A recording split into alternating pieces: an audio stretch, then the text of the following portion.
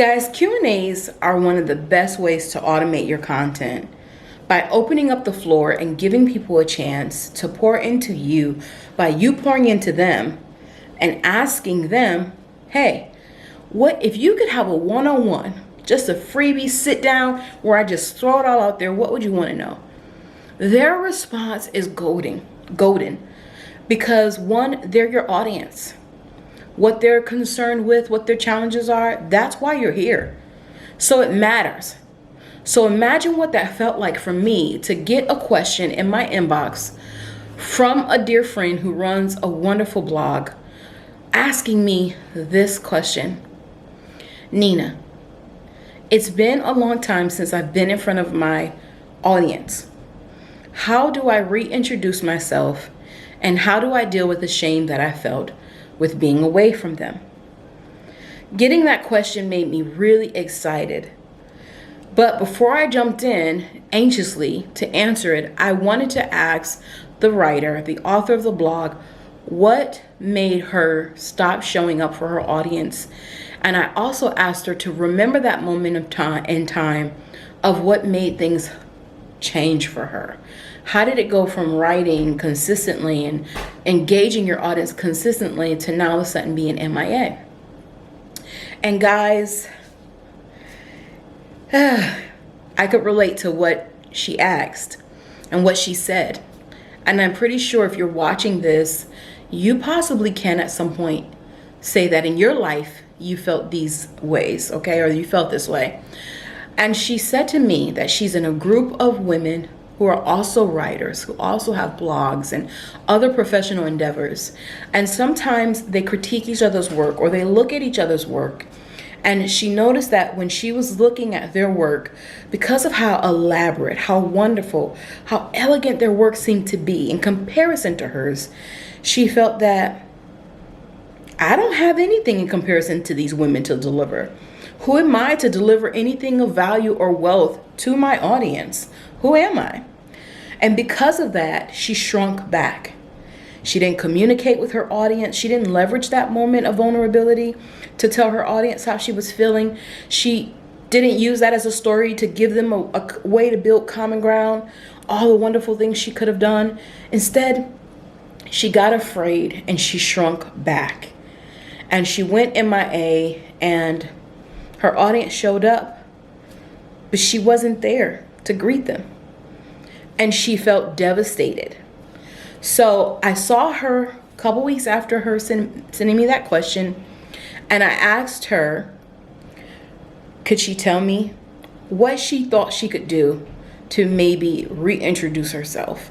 Because I wanted her to think through the process. And I also wanted her to understand this, and I want to share this with you because maybe you felt that way. Maybe you felt like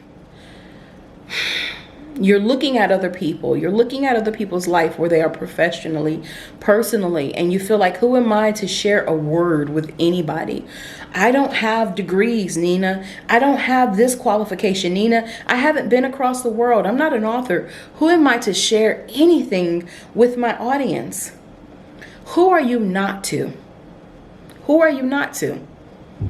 Here's the thing. We all have a level and a measure of expertise that someone does not have. We possess something that others don't.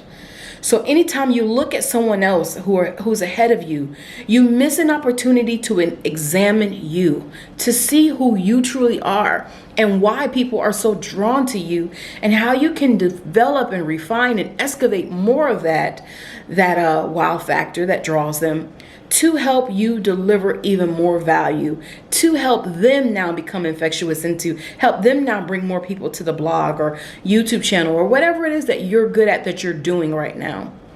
You cannot compare yourself because we all have different times and entry points into this game of life or game of business or, content, social media management, whatever it is that you're doing. You came in at a different point than someone else. So their expertise, their experience, their background is going to look different from yours.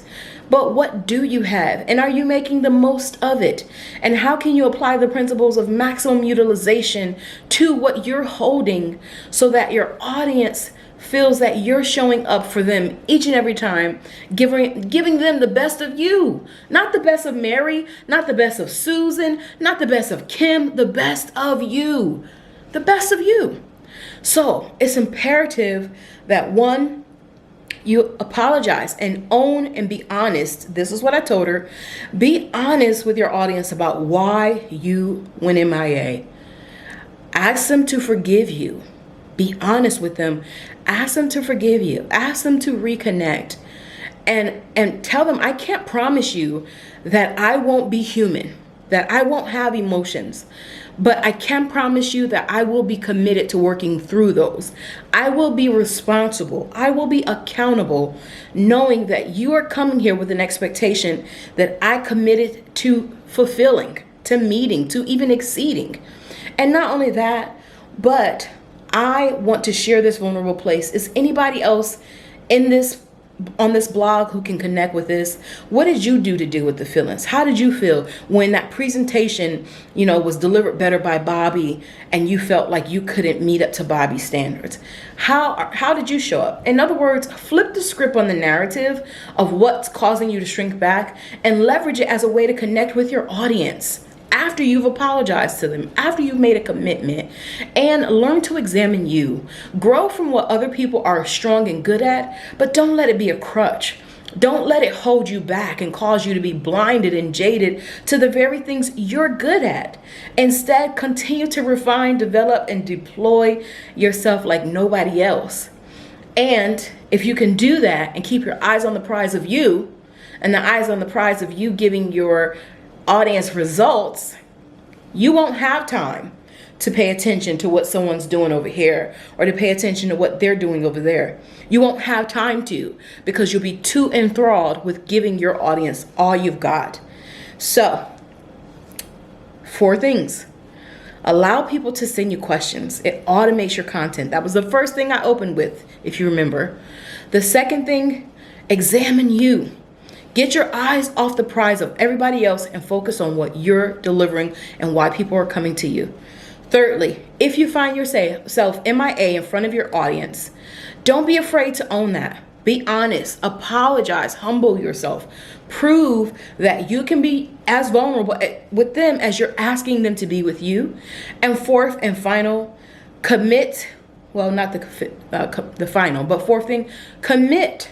And tell them how committed you are. Prove that by coming even when you're having bad days. For me, I was supposed to get my hair braided this week, and I was stalling on showing up because I'm first impressions. I'm everything first impressions. But guess what? I can't use that as an excuse on not to show up. You matter. I had to push through it. And the final thing is, whenever you find yourself against obstacles in life, use that as a stepping stone, a way for you to have a story, because stories are major, as a way for you to connect to your audience. Instead of letting the script hurt you, let it help you, and let it help you connect to your audience so that they'll trust you, so that they'll let you in, and that they'll let you help them. Well, guys, it's 8 minutes, and that wasn't my intention, so I'm going to cut it here.